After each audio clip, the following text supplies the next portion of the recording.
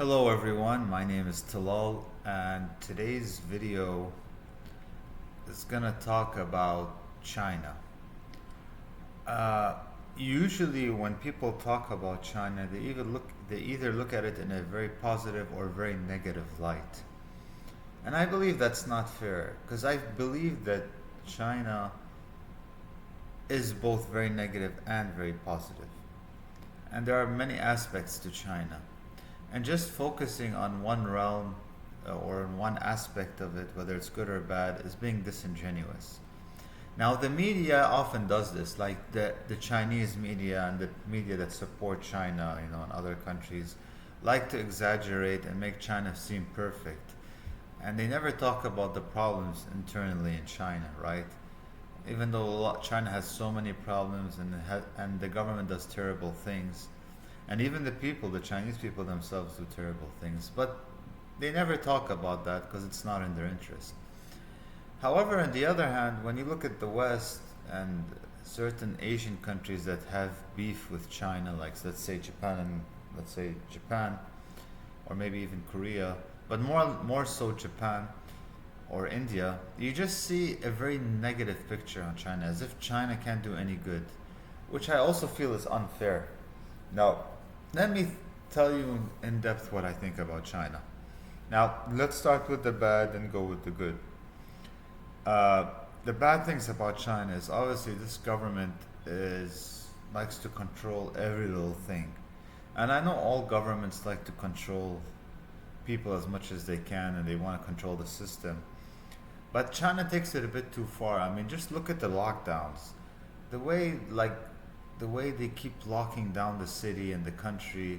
I mean, most countries aren't doing lockdowns nowadays, and even if they do a lockdown, it's not that severe, it's not that strict, it's not that insane.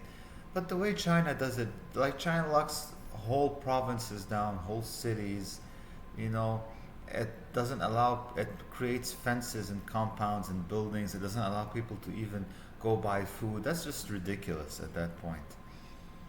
And the whole idea of a VPN and not being able to access the internet, this is going overboard. Like if you were to block, let's say, certain sites that has violence, sex, or certain sites that insults the government, I could understand that. But when you block the whole internet and you block all social media, you block all access to access to information to the outside world, you just want your populace to be incredibly stupid, and that's very insulting, to be honest.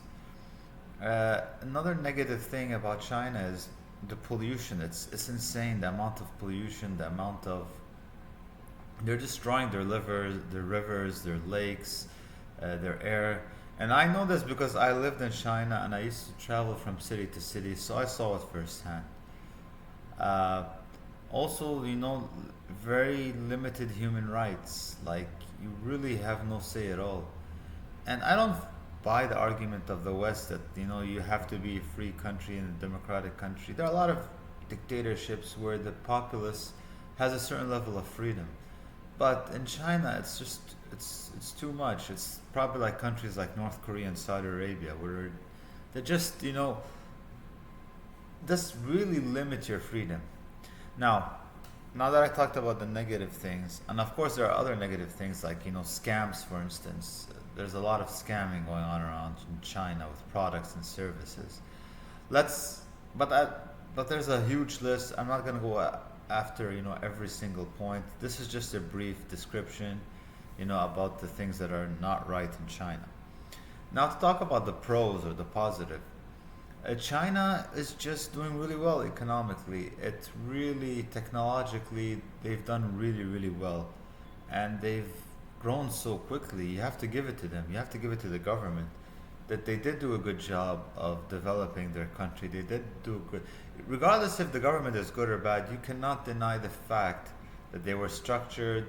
They built projects, infrastructure projects all over China and all over the world. They built bridges all over. They built, subway systems, rail lines, trains, like no other country on earth. And we have to give him credit for that. Let's not turn everything into a propaganda game where we just insult China all the time. That's not the reality. There are good aspects about China.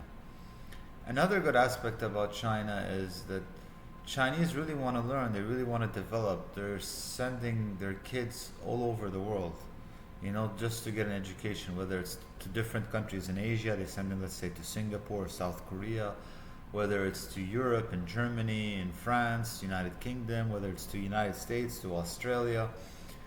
Uh, like most of the universities all globally, their revenue comes from China nowadays.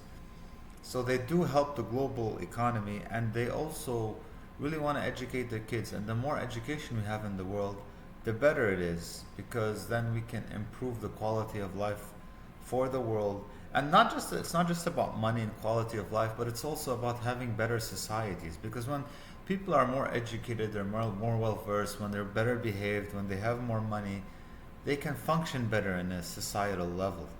And this is what everyone should be, striving for. So we should be proud of China in this regard. We should say, all right, this is a great thing. I wish all countries in Asia and Africa and the Middle East and Latin America follow this path, and Central Europe and Eastern Europe.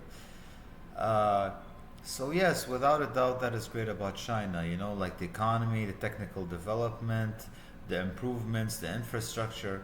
So without a doubt, you can't say that these aren't great about China. Also, I like the fact that, compared to many other countries, China is a peaceful society. They're not there are no guns there. There aren't people shooting each other. Uh, like in the United States, it's not like a crazy, you know, crazy, really corrupt country that's dangerous, like in Latin America or Africa. So you gotta give them that. That's what that's my perception of China.